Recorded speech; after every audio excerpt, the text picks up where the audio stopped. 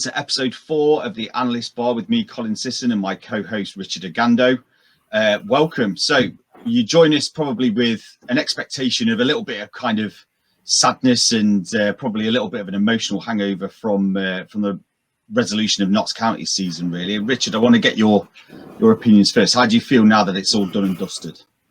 I don't want to talk about it, Colin. It's going to be a short podcast. Yeah.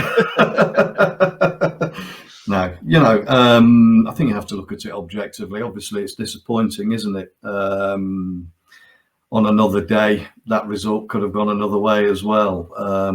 I posted the stats today, and you look at some of those stats. There was nothing between the teams really. You look at the XG and what have you. Again, nothing between the teams, and it's fine margins, isn't it? The penalty shouldn't have been a penalty, I suppose.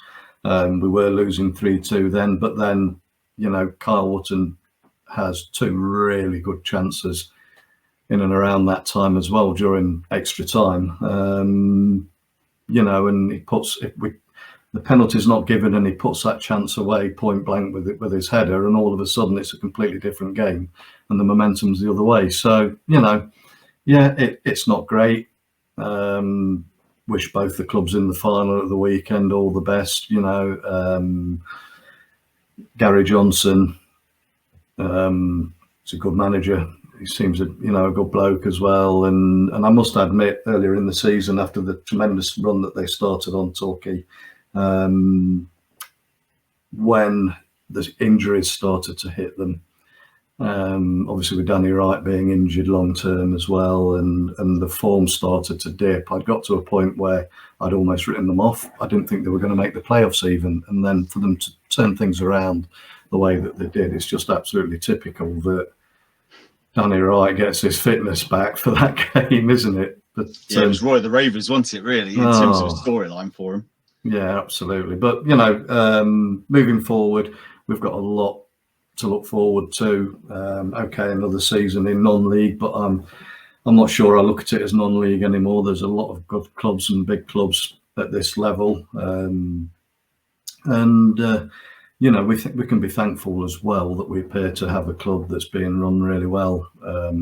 Seem to have good owners, and a little bit of patience. I'm pretty sure that we'll be back in the EFL before too long. So yeah, onwards and upwards. Absolutely, yeah. I mean, I think you're right. I sort of went into the game thinking about fine margins and kind of probably blindly hoping that the momentum that we might have gained playing a game, whereas they'd had obviously a week off, would play to our advantage. And I think we saw that in parts, in terms of the kind of the slickness of our play sometimes, and the kind of the amount of momentum that we're able to gain sometimes. But I think also, it comes down to the fact of not having to travel quite a significant amount of way, playing in a very hot day in midday. And I just wonder whether that kind of fatigue played a role. I think particularly when I looked at the performance of some of those key players that we've already talked about on previous episodes, they probably were just missing, those fine margins that added sort of element of sharpness that perhaps would have got us over the line on another day. But I think you're absolutely right as well. Football has this way of just kind of bringing you down, but also bringing you back up very, very quickly as well. I mean, we're already talking about retained lists, as we're going to talk about today. We've had pre-season fixtures come out, so it's fantastic in a way in terms of recovery and being able to allow you to kind of dust yourself off and get yourself back going again. I think it's going to be a very interesting season for Notts in terms of their recruitment, in terms of the way that it's going to be handled and managed today, particularly in the new sort of hierarchy and the new structure of Notts as we see them. No, absolutely. Certainly plenty to look forward to for Notts fans anyway.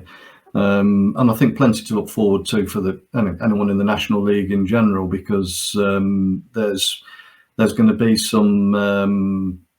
should be some very tight or entertaining or juicy fixtures in the upcoming season. So, and especially if when the season starts, we are finally out of the COVID restrictions that we're under at the moment, and we're back to there's close to full capacity as we can be, with attendances and things as well. Yeah, well, that's the one thing that I'm thankful for this playoff running, because I think it's important to remember that not every club has experienced this. Not every fan who's watching this has got to experience that yet. The opportunity of being able to get down and put your club colours on, and I was able to take my two boys, and I know we're going to talk about data and we're going to talk about kind of tactics and analytics, but that emotional side as well is something that I know I've missed greatly. So being able to kind of do that as well, irrespective of how the season sort of panned out, is something that will stay with me for a long time and stay with the boys as well. So I'm delighted that we were able to get that over the line. No, absolutely. So moving on then, obviously one of the first things we were going to have a look at was the retain list. Yeah. But probably more interestingly, those that are out of contract and had offers to have contracts renewed, and then obviously we've got some vacant positions there as well that maybe we need to look at. So I'm just going to bring something up on the screen which will probably help us have a chat through this here. So hopefully everybody can see this. As we can see, there's three different coloured dots there. The black dots are those that are under contract, the yellow are for those that have been offered new contracts, and then the red dots are where we're probably looking to fill spaces to try and build up that sort of 22, maybe 23 player squad. I think in Ian Birchnell's interview, was it yesterday or today, he was talking about probably looking at bringing in another 6 players, which if everybody re-signs that have been offered contracts, I think that takes us to about 22. Yeah. So what are your thoughts, Colin, regarding let's talk about first those that have been let go. Yeah, I mean, it's one of those things in football that you kind of are excited to move on and move forward, but it's important to remember what those players have contributed, and obviously what must be quite an emotional time, particularly at our level. Players who are struggling or worried about whether they're going to get another pro contract and those sort of things. So kind of thoughts go out to those first of all. But I think one of the things that's been quite, I mean, first of all, I have to admit that I wasn't shocked with any of the decisions really. And I think sometimes that reassures you as a fan that you're seeing it the same way that the club are, you're seeing it the same way that the management are, because again, it creates that kind of sense of cohesion. Obviously, the standout one is going to be Enzio Boldenwini, we're going to talk about shortly. But like I say, I don't think I was particularly surprised, just because I anticipate it was very similar decision to Christian Dennis, someone who was brought in with a little bit of fanfare, with a fee, with the idea of firing us from League 2 into League 1. And I'd imagine that the contract situation probably reflected that.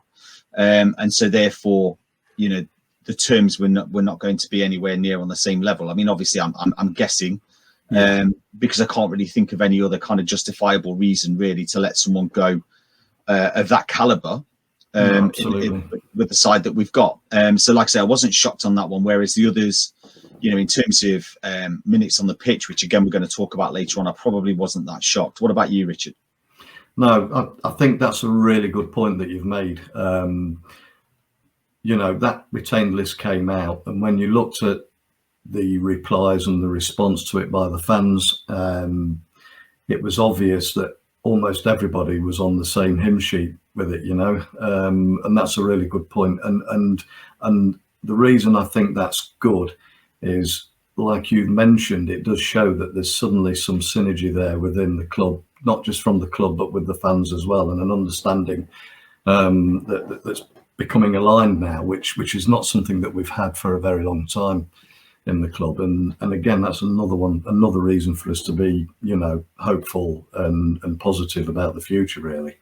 As far as those that are going, you're dead right. There's a few there that, you look at Ben Turner and obviously Damien McCrory and what have you, wish them all the best.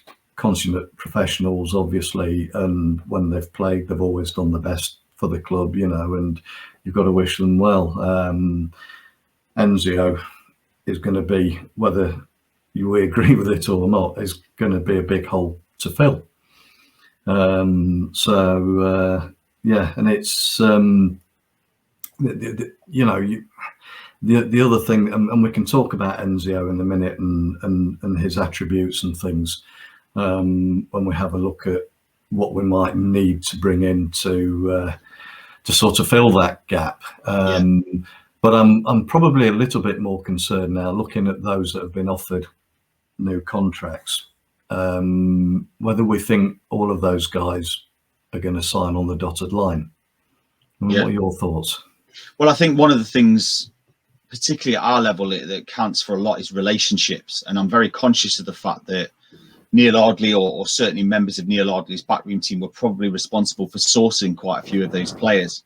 And so, not necessarily suggesting that the players have got a bad relationship with Ian Burchnell at all, but relationships count. If you've got two contracts that are worth exactly the same amount of money, you will probably go for the manager you think he's going to get the best out of you, or you're going to want to work with. I think on the plus side for us and for those players who are making decisions, Connell Rawlinson's come out, Kyle Wootton's come out and talked about the quality of the training sessions, which I think matters. That's your day to day as a player. So, if they had any doubts when the owners made their decision in terms of changing the manager, hopefully the quality of those sessions, as well as the momentum that we gain towards the end of the season, is the tipping point for some of those players, really. Yeah.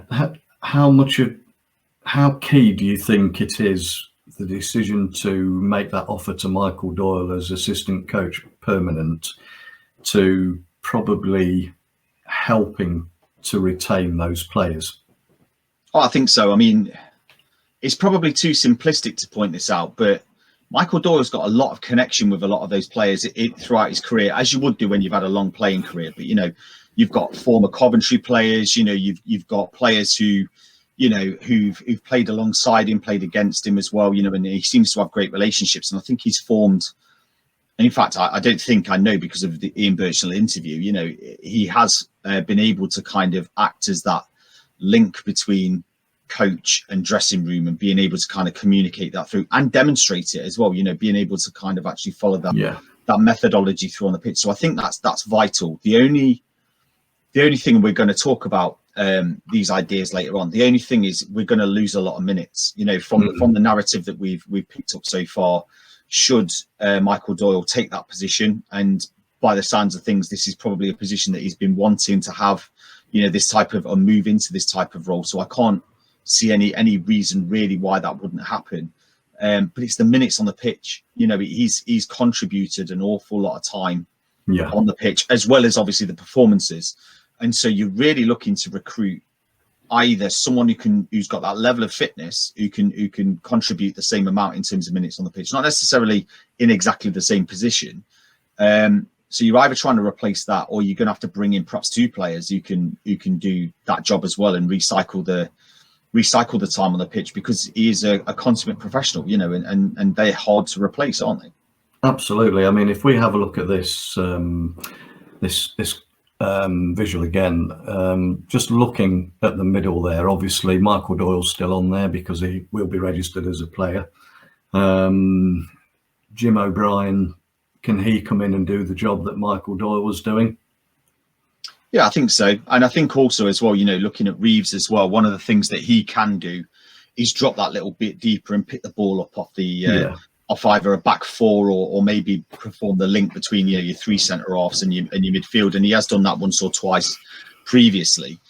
So I think we have got characters in the midfield, but also, again, going back to that fantastic interview that is done recently at the club, I think we can expect a couple of midfielders coming in, because again, Ian Burchnell talked about the imbalance of the squad he inherited. He had a number of right backs, for example, that had limited options in the midfield. And again, are we going to find someone who can play the amount of games that Michael Doyle did last season? Not quite sure. So again, you might need two players on rotation, particularly if they're young, because again, you're going to need to keep them fresh, sharp. You're going to need to make sure that they are being developed, that you're not burning them out, for example. So, that midfield could remain the same. Obviously, we know that Doyle's games are going to be replaced. But but we may also be going back to a previous episode where we talked about changing shape slightly.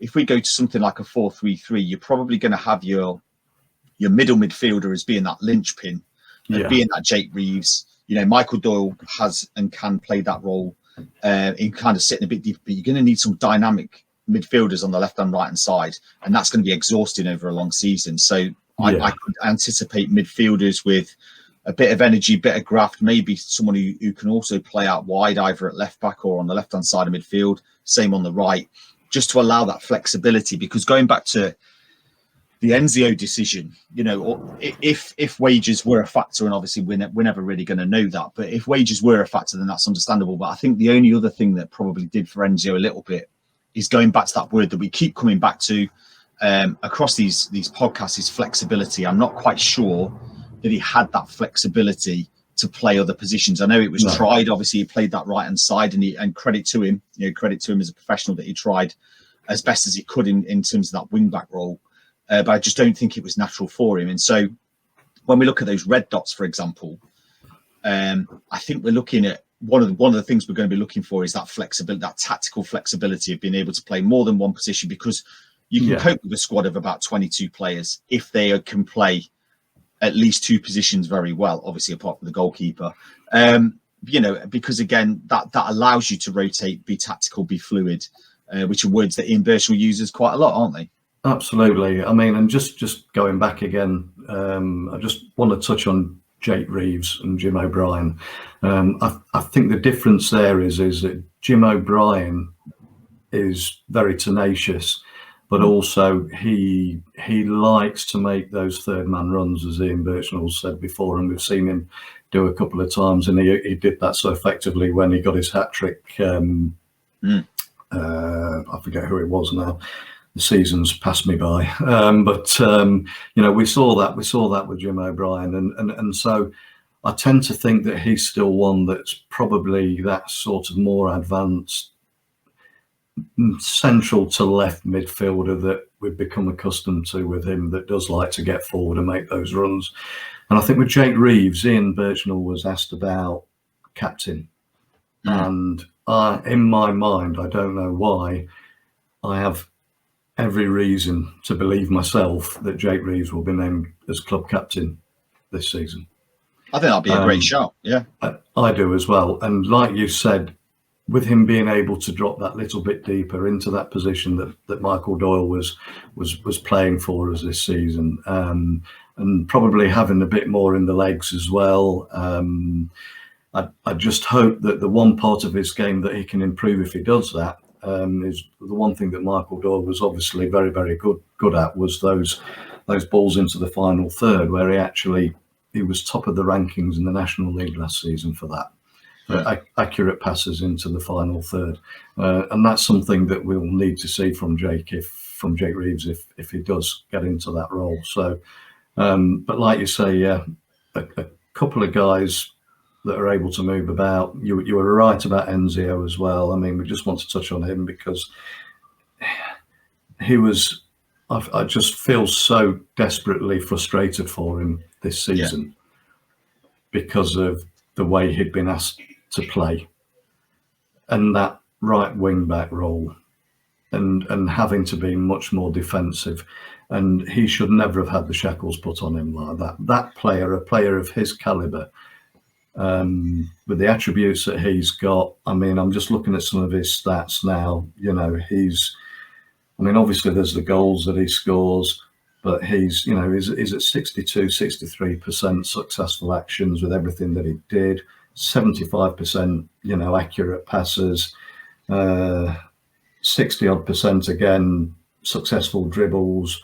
And even his duels, he's in the 40%, for winning duels as well. And another one, recoveries when the ball's been lost, he's at 52%. But the thing for me is that with a player like him, we all know what his strengths are. He's the kind of player that the team should have been built around. If Cal Roberts' injury was going to be the way it was, then Enzio Bolden was the sort of player that the team should have been built around this last season.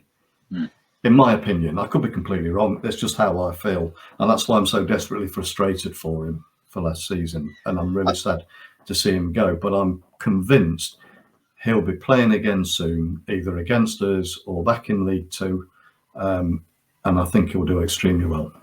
I echo a lot of what you're saying there, and I think just as we probably hoped as fans, probably Enzio hoped as well that he would be seen as that kind of solution, and unfortunately wasn't. And I think, and I mean this is absolutely no criticism to him, because I think there's an awful lot of players that are like this.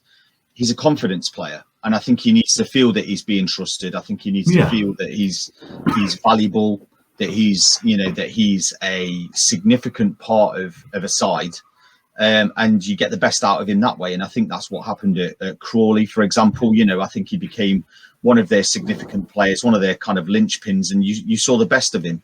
And I don't think we ever really got to see the best of him because of that. I think because in his first season, the managerial changes and those sort of things, he never really felt that he got the consistency from a managerial point of view. And then also, like I say, obviously everything that happened from that point going forward. So I expect him to make a decision that it may not necessarily be the biggest club, but I think he'll go somewhere that he knows he's going to get games that they want him, and that therefore he's going to get games under his belt. And I think we could see a player, we could see twice the player that we perhaps have seen, this season. And I think we've seen it in spells, but I think really if he goes to someone who knows him, trusts in him, and has got a key role for him, and I'll say a very fixed role for him as well. I think he's a very traditional right winger, and there's absolutely no shame in that. But I think if someone offers him that opportunity and everything's right for him, we'll see him absolutely take off. Yeah, the worrying thing is there's probably half a dozen clubs in the National League that could all turn his head. That could probably sign him. And there's 2 or 3 of those clubs that would have the financial clout as well, to pay what they need to pay to get a player like him. So that's a bit of a worry as well, because I don't want us to be facing Enzio Baldwin next season. I really don't. But anyway, moving on a little bit, just a couple more things regarding the players that we're waiting for answers on. Obviously, Dion Kelly-Evans has got to be an absolute must sign, get back in that squad, which I'm sure you probably agree with on that, because of that flexibility of being able to play as a traditional right back or that right wing back position, or even on the left if required as well, and that's that flexibility that we were talking about before. What about Sam Slocum and the goalkeeping position there? What are your thoughts there? Can we see Sam back between the sticks for Notts? I would feel much more reassured if he was the first contract that we got signed and sealed. I think not only is he a very, very competent goalkeeper, and we've been very lucky, I think, as Notts fans to have quite a consistent line of solid goalkeepers, and I would include him in that list. But I think also he's got the added bonus, and I know this seems a little bit old hat. There's an awful lot of goalkeepers who are good with their feet now, but he is confident. You can see that, and he's quite happy to kind of provide that link with whether it's the central three or with his wide fullbacks, and that matters, to keep the ball going, and he knows when to play it. He makes those kind of clever choices, I think. So I really would feel reassured in signing, because again, if he didn't, then there's a very, very big danger that we're going to cause instability, when actually it looks like we've tried to build a system and build a transfer policy around solidity and around experience and expertise in terms of playing together. So that, I must admit, that is a worry for me, because it's such a significant position, and one negative decision there could really wobble the whole structure for me. Yeah, absolutely. You're dead right there. The only other thing I just want to mention as well, thinking about that, because now we're talking about these guys on the retained list, Alex Lacey, obviously still under contract, which is absolutely massive for Notts. More so the fact that he's looking like he could be fit with Callum Roberts as well for for the start of next season. But we all know how comfortable Alex looks on the ball, and he's exactly the kind of centre half I think that Ian Birchnell will be wanting to have at his disposal, with the style of football that Ian's obviously shown us that he wants to play now. And again with Sam Slocum, it's kind of intertwined, because one of the things that Sam scores very highly on the stats is his distribution. There's a lot of short passes, a lot of rollouts, a lot of sort of goalkeeper come sweeper type play with Sam, that kind of complements players like Alex as well. And then when you consider we've still got Richard Brindley who can step in at the side there as well. Hopefully, I'd love it if Adam Chickson signs again, and if we do end up with that three at the back, you've got Chickson, Lacey, and Brindley. Quite an athletic, footballing back three there, which should suit that style of play really. Yeah, I agree, and I mean, you just try and look at those tactical options, don't you? So, if you imagine Lacey in there, perhaps on the left-hand side of a three, or on the right-hand side of a three, suddenly then you start to go, right, well, Brindley could actually end up on the right, and you rest on Kelly Evans. Same on the left-hand side. I think we do need to bring in a natural left-hand sided player, and obviously, I for one would love Calvin Miller there, but I do think that we might have a few problems in terms of getting him, just because of how well he's done since Birchnell's come in. But again, if you put Lacey on the left hand side of a three, you can then move Chickson if he signs his deal out onto the left hand side, and I think I'd have more confidence in that happening, because I think Chickson again is a confidence player. Yeah, and I don't mean that in any kind of derogatory way. I just think he's someone who has needed someone to trust in him, and I think that's probably at the root of what his comments were about choosing to leave Notts, or potentially leave Notts. He wanted to feel like he was involved and had a chance. He's got games under his belt now, so if he was named at left back, I don't think you would have any murmurs in the terrace, or any kind of angry Twitter sort of tweets or whatever. Yeah. Just because he's got that context now of being a reliable choice.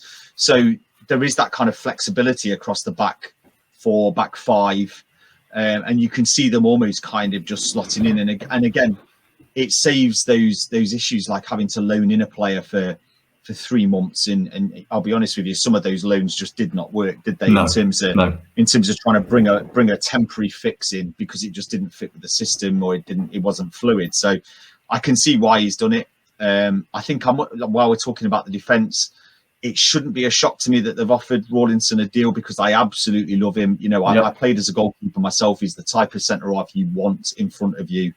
He'll do the dirty stuff. He doesn't mind getting involved. But at the same time, I do think he's probably struggled a little bit with this move to the three centre-halves, because I think it's with Ellis being that linchpin centre, the one who's the kind of head it, kick it, and obviously I know he does far more than that, but he is that traditional sort of centre half. And Rawlinson, when he played on the right hand side, I think it exposed a little bit of kind of his lack of kind of technical kind of composure on the ball. So whether Rawlinson plays that kind of central defender that Ellis has played, the head it, kick it, win it defender, which is where I think he's brilliant at. But if he is, like I say, my only question mark is if he becomes that right hand side of the three, because I think he becomes less of a player then. Yeah, and I think that's where he showed he struggled as well at the back end of this season in that setup. And I mean, I wouldn't be surprised actually to see another young, sort of more athletic centre half come in as well as one of the potential six that Birchnell's been talking about. I know we're going to have a chat in a little while about we've got a couple of possible young lads that we've been casting an eye over that we're going to have a look at in a bit. But one of the things that we've both been talking about over the last couple of days, which has been quite interesting, is looking at squad churn. Yeah. So maybe you just want to try and talk a few people through what that's about, and definitely. Yeah. And then I've got a little thing we can pop up on the screen as well in a bit once you've given everybody an idea of what we mean. Yeah, sure. Well, I mean, first of all, I need to give big thanks to Ben Mayhew, whose Twitter handle is @experimental361, because he's the first person that I saw talking about squad churn a few years ago now. And I wrote an article about Notts and about the role that squad churn would play in there, and recruitment and those sort of things. Essentially, what squad churn is, it's looking at the idea of how many minutes on the pitch you retain from one season to the next, with the idea being the higher percentage is the more stability that you've been able to bring over. So out of a squad of, let's say, 22 players, how many of those players are released and how many players those retained, and of those retained, what's the percentage of minutes from the last season going forward. And it's just an interesting angle, I think, to talk about recruitment, really, because there is a variety of different ideas. There is a variety of approaches that clubs take. And I think it's important to mention that there is no one kind of winning strategy, because otherwise we'd see the whole of the transfer market reflect that. It's not a case that the higher squad, so obviously the more players you retain, the better, or the amount of kind of or neither is it saying get rid of your whole squad and start again. It's just an interesting sort of discussion point, because again, I think one of the things that stands out with Notts' recruitment is there seems to be a determination to retain the experience of the players under Ian Birchnell and the tactical shapes, and Ian Birchnell seems to want to keep that in the club, because you would say that with the players that have left, apart from Enzio, there's not a lot of minutes on the pitch that we are losing in terms of the players who have definitely gone.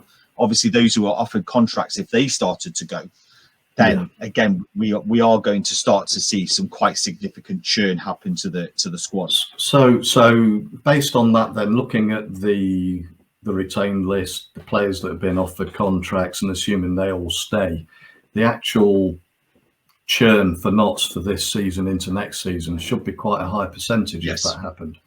So how does that always benefit a club going into the next season? Do you think that creates some familiarity within the squad, some stability, etc., that's going to help them build on what they've achieved the previous season?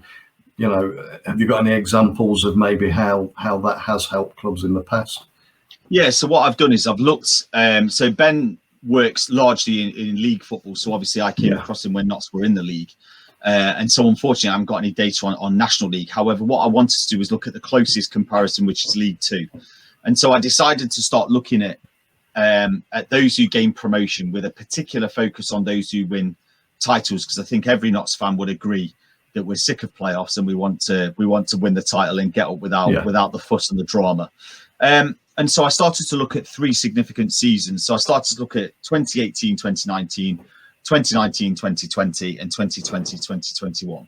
And what I wanted to do is I wanted to look at the range of clubs that got promoted and won titles, and what does the churn look like. And I have to say there's a massive range for a start, for two very good reasons. So I'm going to start with the polar opposites, if that's all right, because I think there's some really good context. The squad with the highest number of retained minutes on the pitch from one season to another to get promotion is actually Crewe. Now, that should not be a shock or a surprise. This is a club that has got a policy and a philosophy for developing young players, for giving them minutes on the pitch, trying to keep them on kind of longer deals because of their age, in the idea of obviously getting a good wage for sort of a good chunk of transfer fee, should I say, for selling them. So their churn was at something like 69.4. So they had retained an awful lot of minutes on average, for the players that they retained from one season to the next. And they got promotion in 2019, 2020. The lowest, so the maximum amount of churn out of all of the clubs that have got promoted or won the title is Bolton. Now, again, that should not be a surprise with what we know about Bolton and the type of seasons that they've had. So they got promoted this season with a 17.7%. So they were only able to retain that amount of minutes from one squad to another. So a massive turnaround or turnover in playing staff between seasons. And it's a real outlier in terms of, even when you look at it compared to the rest of, the divisions and the history of the divisions, that is a monumental amount of churn. Yeah. And like I say, but I think then you start to look at, okay, budgets, for example. Things were unstable these season before they went into League Two, knowing, that they had to recruit and retain, and that they made some fantastic and big recruitment sort of signings. They had a new owner as well, so there was going to be those elements of kind of churn, and they were able to overcome it. So credit. I mean, it helps us. It's very easy to look at Bolton's promotion and go, oh well, they should have gone up, because of the money they've spent. Well, fair play to them. That yes, okay, they have spent, but they've obviously spent well. They've recruited well, because again, they've been able to overcome that kind of inconsistency that probably would come from massive squad churn. Yeah. They've been able to get it over the line, so it helps us see the context of their promotion in a positive light as well. I think the other standout factor is I wanted to look at champions, and because what it does is it narrows the range for us to be talking about in terms of, should we say, ideal churn. So Swindon in 2019-2020 won the title with about 34.2%. So below 50%. Yeah. So obviously kept key players, and then were able to kind of add to that squad, develop it and bring it further. And then the highest number of retained minutes was Cheltenham, which was this season, which is 61.3. So again, two very different methods. One obviously based around recruitment and about going out there and getting those players and making sure those players are a good fit, to Cheltenham being a case of kind of slow, steady progression. And I think looking at Notts, certainly the approach we seem to be taking is the Cheltenhams of this world at 61.3, or you cruise at 69.4. Which is really encouraging. Yeah. Oh, totally. Yeah. I mean, like I say, that could change with the likes of Michael Doyle taking that kind of that lower appearances this season. If we lost a Slocum, for example, who's played a monumental amount of minutes, or a Rawlinson, then obviously our churn's going to look very, very different, and we're going to start to see that kind of inconsistency kind of come in. But again, to reassure Notts fans, if that happens, as Bolton demonstrates, Plymouth as well were at 31.7 when they got up. So it's not a kind of be all and end all. It's just a very interesting way of perceiving recruitment and retention, really. So I'm going to throw something up here, because obviously the last time we had this kind of data from Ben Mayhew relating to Notts was the last time Notts were in the Football League. Okay, so I'm just going to throw this up here now. So here's all the clubs from that season, and hopefully people can see that. But Notts squad churn for that season was just under 61%. Yeah. So off the back of just missing out in the playoffs, in that another desperately disappointing, upsetting playoff semi-final defeat, this time against Coventry, Kevin Nolan manages to maintain a high percentage of that squad, made some additions, and I think we were all very bullish going into that next season, weren't we? Oh, totally. Up until the first half a dozen games or so, or even before. So I suppose in some respects, while this metric is something that does add some value when you're looking at how squad churn can obviously have a positive impact on a club and its aspirations for the following season, etc. It doesn't necessarily always bring you what you want either, and I suppose that's a big indication of when things probably aren't going the way they should be off the field. Never mind on it, Well, I think you're right. I mean, you raised a really good point about the inconsistency off the field. You can have as much consistency on the field as you want, but if things in the background aren't maintained and kept, then you lose some of that narrative that you've obviously stored up. I think the other point as well is you've been able to look at this data with the context of being a Notts fan and having experienced those seasons. And I think I've only just stopped having the nightmares, but looking at the players that we lost, so even though, yes, there was a large number of players retained, you lose Shola Amiobi, who was fantastic. You lose George Grant, you lose Ryan Yates, obviously, and we lost him, midway through the previous season. Yeah. You lose significant performers there, because again, it's not just about keeping anybody in the squad together. It's about keeping the right players together. So going back to Swindon with that 34.2, where they won the title 2019-2020, they kept the right players and then added the players to that squad to make it better. I think all of us agree, and obviously hindsight's a wonderful thing, that the recruitment of the players, you know, under Kevin Nolan, and then obviously later on with Neil Ardley, or with Harry Kewell and then Neil Ardley, you know, it left a lot to be desired, you know, and it's not necessarily down to those individual players, but it's the inconsistency off the pitch. It's bringing new faces in. It's perhaps changing too much to the point where you lose that momentum of retaining those minutes from one season to the next. That's great. No, that's great. Thanks for that, Colin. Certainly brings into consideration when we're looking at signings and the turnover of playing staff between seasons, and that how much of an impact trying to maintain that core of players, quality players with those minutes, you know, can have a positive impact. So that's great. I think we as fans as well, you know, it's football's such an emotional game. It's really easy to sit, as we've talked about before, in the cold light of day and look at the data and the facts and the statistics and stuff, which obviously give you a really good insight into what's happening. But, you know, let's say that Notts start badly next season, having retained all the players that we've talked about, you know, there will be pressure, you know, naturally with those emotions. But really, we need to go back to learning from that particular season that we were talking about, that, you know, changing the managers again, you know, during those times, you know, you lose the churn, you lose what you're trying to, you know, what you've tried to build, and that momentum, and it becomes unsustainable. Because that turnover of players during that season, you might have had that high percentage of churn, but during that season, you've got a number of loan players coming in and out through a revolving door, if you like, and all of a sudden, like you say, that minutes of quality that you've maintained from the previous season just suddenly becomes, you know, dispersed. Because you're bringing in so many new faces all the time, and there's no stability, no consistency, and you end up where we unfortunately ended up. But okay, so let's get back to where we are with the retained list and looking at other players and everything. And I'll just bring this back up again for everyone to have a look at. So I think we've got a couple of players that we both like to have a quick chat about that are actually probably very similar, that are ones that have come to light to us, that might fit into a supportive attacking midfield role.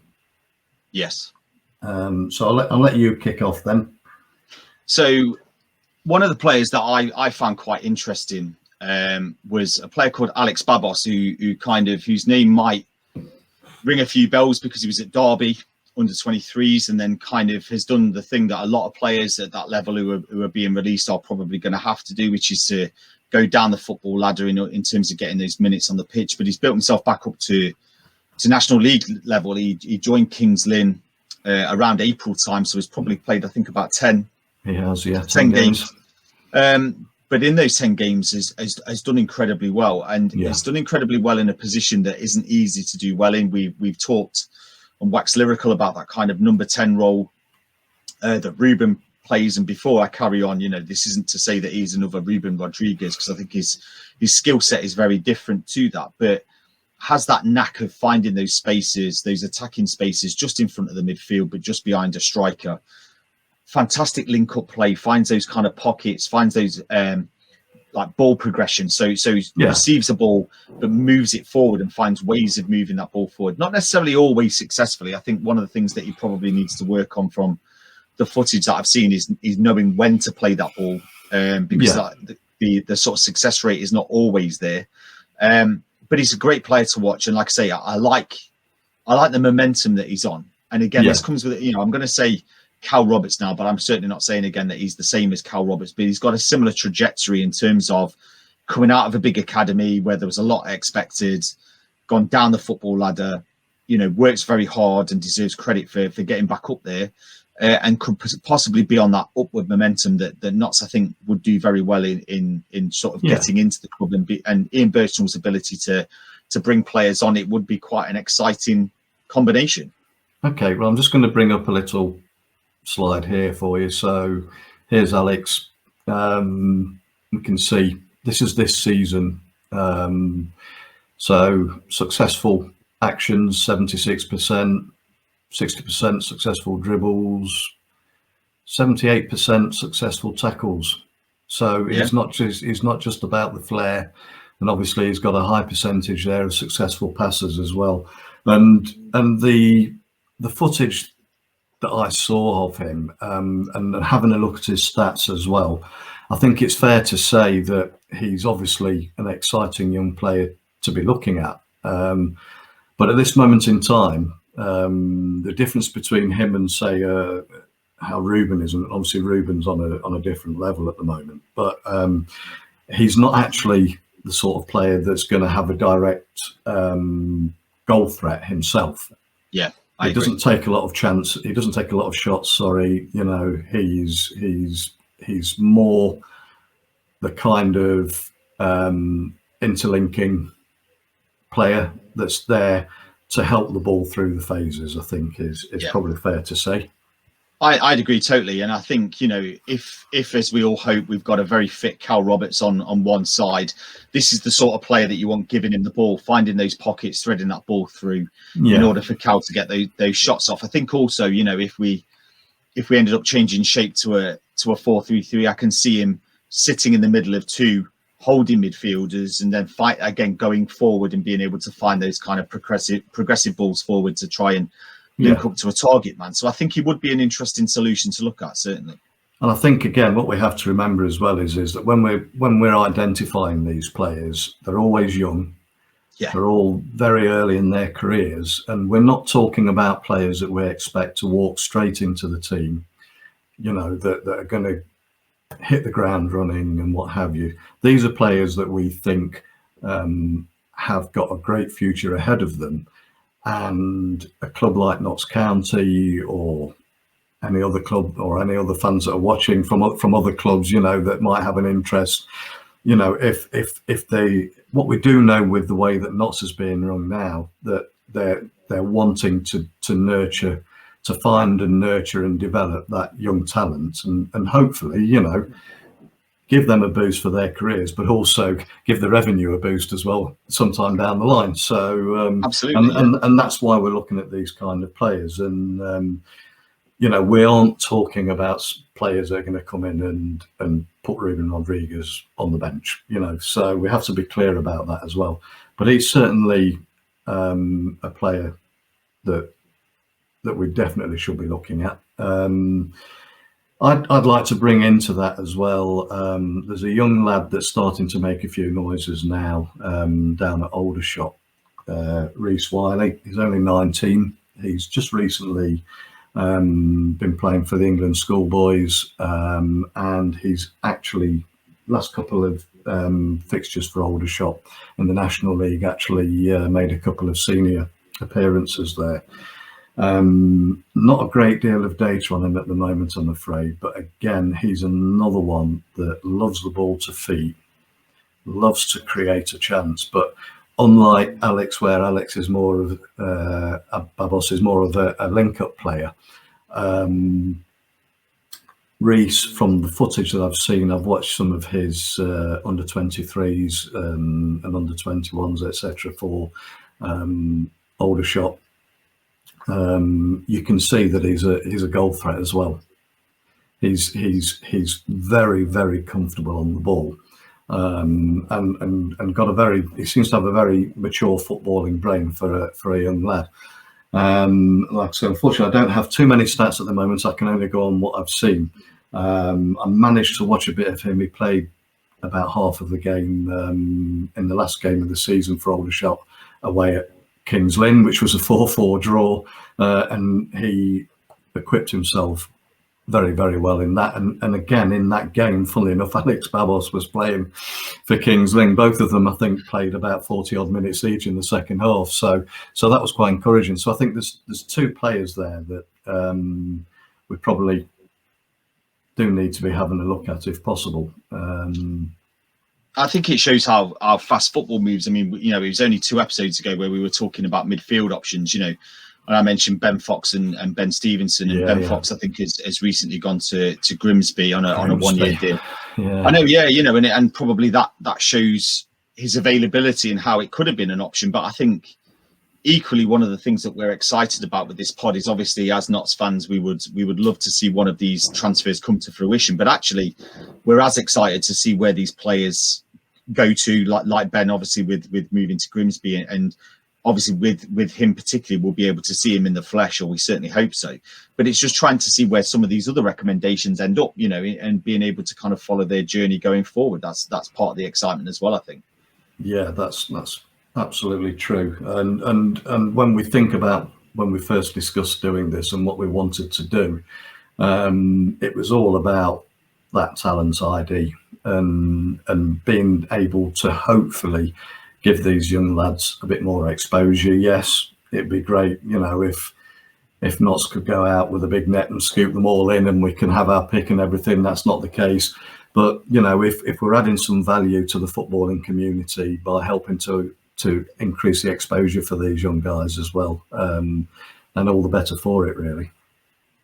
Completely agree. And like I say, you know, there's such a wealth of data and such a wealth of conversation with players higher up the pyramid, you know, and these are players who want and in many cases need that extra deal and that extra contract. I mean, you know, this is only just coming to my mind, but one of the things that has stood out is there's been quite a few reports about the number of players at the Euros who've come through the footballing pyramid and moved all the way through the footballing pyramid. So again, you know, who knows what? I mean, obviously Jamie Vardy being probably the biggest example of a player who's gone all the way through and gone on to kind of fantastic stardom. But who knows where some of these players are, and they deserve the exposure in order to try and carry them on that journey. Great. No, absolutely. So just to conclude then, Enzio Baldwin's going to be a massive miss. Yep. The squad churn hopefully will maintain a high minutes churn on the squad turnover between last season and next season, which then will hopefully provide us that stable footing to build on, and hopefully go on to winning the league next season. And a couple of guys there that we'd like everybody to just keep an eye on, because even if they don't end up at Notts, which is probably highly unlikely, but you know, hopefully we've raised their profile a little bit, and some of the fans out there will keep an eye out for them, because I think they'll do themselves justice moving forwards.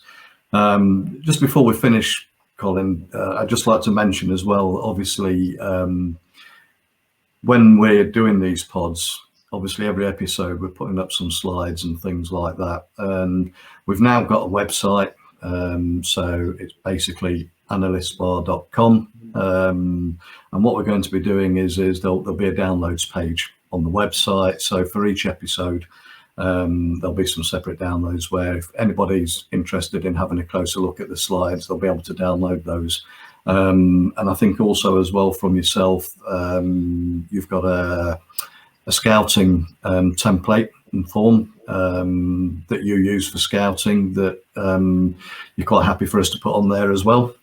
Yeah, totally. I mean, it's about sharing, isn't it? I created this template as a basis of from the scouting courses that I'd done, and I always wondered how you communicate and how you recommend a particular player. So it's a fairly basic sort of template, really, but we want people to be getting involved, and so, you know, if you download the template from us and you want to recommend a player and you want to fill it in, then email it back to us, either via the website or via the Gmail account that's on our Twitter page, and we will look at it, and we want to be able to talk about it, and we want as many people to get the excitement that we do about looking at players, undiscovered players, and hoping that you've discovered the next best thing. Absolutely, couldn't agree more. So anyway, thank you everybody again for watching or listening. We really appreciate you taking the time to do that. Hopefully you're enjoying it as much as we are, and we look forward to coming back on episode 5 with some more interesting insight and talent identification. So We'll see you soon.